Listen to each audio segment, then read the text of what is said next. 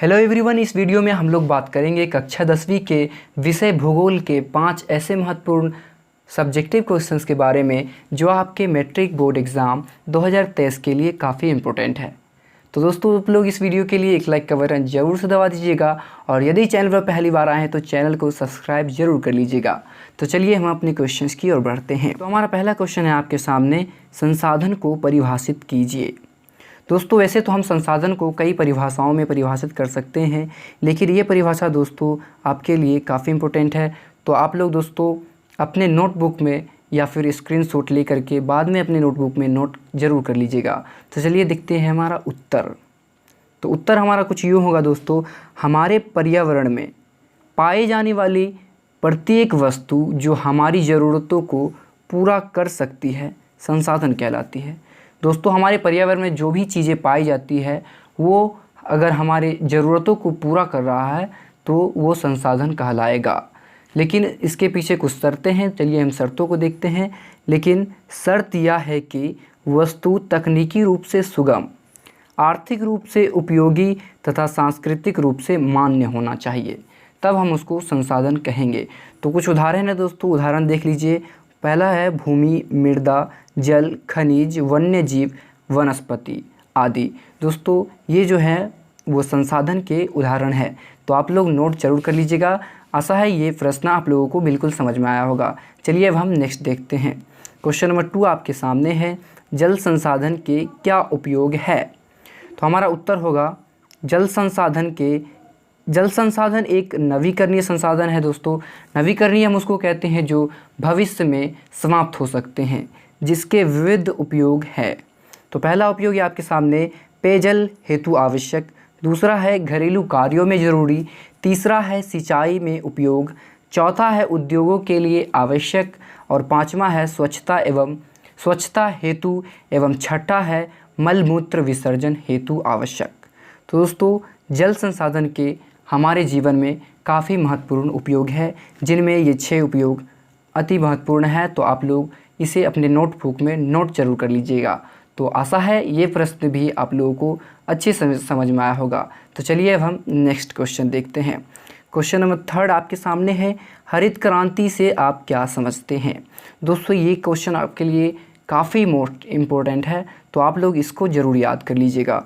तो उत्तर होगा हमारा 1960 से 70 के दशक में कृषि के अंतर्गत एक पैकेज लाई गई, जिसमें कृषि में हरित क्रांति की शुरुआत हुई। दोस्तों, 1960 के 70 के दशक में कृषि के अंतर्गत एक पैकेज लाई गई थी। वहीं से दोस्तों कृषि में हरित क्रांति शुरू हुआ था।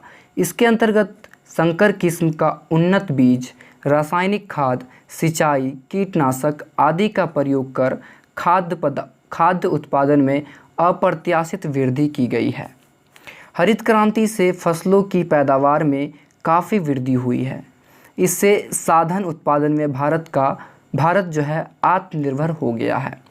दोस्तों, हरित क्रांति से फसलों की पैदावार में काफ़ी वृद्धि हुई है, जिसके कारण भारत साधन उत्पादन में आत्मनिर्भर हो पाया है। तो दोस्तों, आशा है ये प्रश्न भी आप लोगों को अच्छे से समझ में आया होगा। यदि आप लोगों को यह प्रश्न समझ में आया है तो आप एक लाइक का बटन जरूर से दबा दीजिए। चलिए अब अपने नेक्स्ट क्वेश्चन की ओर बढ़ते हैं। क्वेश्चन नंबर 4 आपके सामने है, खादर और बांगर में कोई 3 अंतर स्पष्ट कीजिए। खादर और बांगर दोस्तों ये मिट्टी के 2 रूप है। तो चलिए हम अपने आंसर की ओर बढ़ते हैं। तो आंसर होगा कुछ यूँ दोस्तों, खादर और बांगर में निम्नलिखित अंतर है। हमें 3 अंतर स्पष्ट करने हैं। तो दोस्तों 3 अंतर है। खादर में हम पहले लिखेंगे, खादर मिट्टी नई जलोढ़ मिट्टी खादर कहलाती है। नई जलोढ़ मिट्टी जो होती है दोस्तों खादर कहलाती है। और इसमें लिखेंगे हम, पुरानी जलोढ़ मिट्टी जो होती है वो बांगर कहलाती है। खादर में हम दूसरा अंतर लिखेंगे, इसमें मिट्टी के कण जो होते हैं दोस्तों वो महीन होते हैं, और बांगर में जो है दोस्तों इसमें जो मिट्टी के कण होते हैं वो मोटे होते हैं। और तीसरा जो अंतर होगा दोस्तों, इसमें हम लिखेंगे, यह नदी के समीपवर्ती क्षेत्रों में मिलता है। खादर मिट्टी जो होते हैं दोस्तों नदी के समीप पाया जाता है, और बांगर मिट्टी जो होते हैं दोस्तों वो नदी के दूरवर्ती यानी दूर वाले क्षेत्रों में पाए जाते हैं। तो आशा है दोस्तों ये प्रश्न आप लोगों को समझ में होगा। तो दोस्तों अब चलिए हम नेक्स्ट क्वेश्चन की ओर बढ़ते हैं। क्वेश्चन नंबर 5 आपके सामने है, भारतीय कृषि की 5 प्रमुख विशेषताओं को लिखिए। तो हमारा उत्तर होगा भारतीय कृषि की 5 प्रमुख विशेषताएं निम्नलिखित है। तो पहला हम देखते हैं, भारतीय कृषि आर्थिक जीवन का प्राण है। भारत में लगभग 2/3 लोगों की जीविका कृषि पर आधारित है। दोस्तों, भारतीय कृषि आर्थिक जीवन का प्राण है। यहाँ की 2/3 जनता जो है वो कृषि पर ही निर्भर करती है। दूसरा हमारा है, यहाँ की विशाल जनसंख्या के लिए भोजन जो है वो कृषि से ही प्राप्त होता है। तीसरा है, यहाँ की कृषि से कच्चे माल उद्योग को प्राप्त होते हैं। यहाँ की कृषि से दोस्तों कच्चा माल है वो उद्योगों को मिलता है। अब चलिए हम नेक्स्ट देखते हैं। चौथा, यहाँ की जलवायु जो है मिट्टी और धरातल की विविधता के कारण भारत में फसलों की भी विविधता पाई जाती है। पाँचवा जो है हमारा, राष्ट्रीय आय में भारतीय कृषि का मुख्य योगदान है। देश की जो है 24% आय कृषि से ही प्राप्त होता है। राष्ट्रीय आय में दोस्तों कृषि का जो है वो बहुत महत्वपूर्ण योगदान है, क्योंकि देश की जो है 24% जो है आय जो है वो कृषि से ही प्राप्त होता है। तो आशा है दोस्तों ये 5 प्रश्न आप लोगों को अच्छे से समझ में आया होगा। यदि ये प्रश्न आपको समझ में आया है तो आप इस चैनल को अभी सब्सक्राइब कर लीजिए और बेल आइकन को ऑल पर सेलेक्ट कर लीजिएगा। तो मिलते हैं किसी नेक्स्ट वीडियो में, तब तक के लिए धन्यवाद।